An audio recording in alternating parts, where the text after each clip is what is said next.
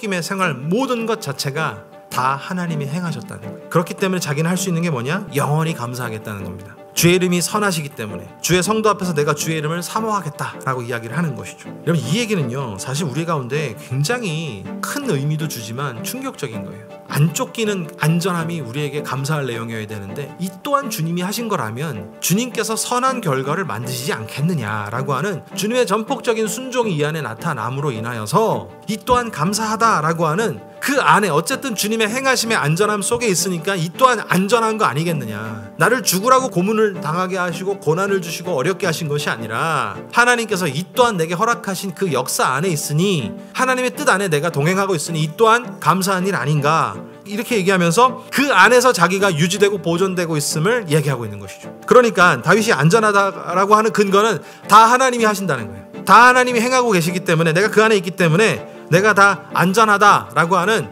그 근거를 삼고 있는 것이죠. 이 다윗은 이 상황에 대해서 순종을 하기 있는 거예요.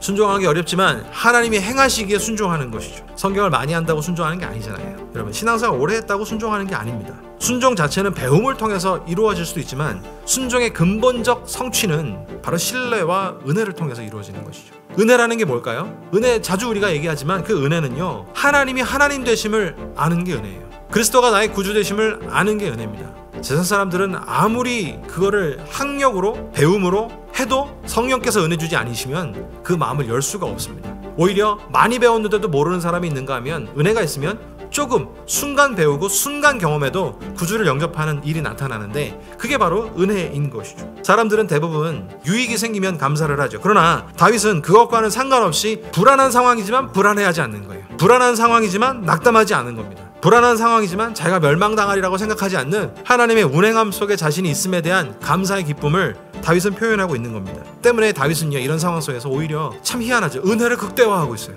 우리는 항상 은혜를 극대화하는 삶입니까? 아니면 불안과 불평과 비난을 극대화하는 삶입니까?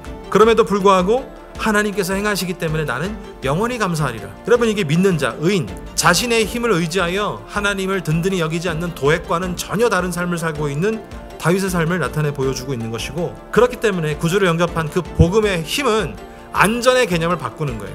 위험 상태를 제거하는 것이 안전이 아니라 여전히 하나님께서 나를 유지하고 보존해 주시리라. 여러분, 이것이 안전의 상황, 복음을 믿는 상태에 있는 사람이라는 것이죠.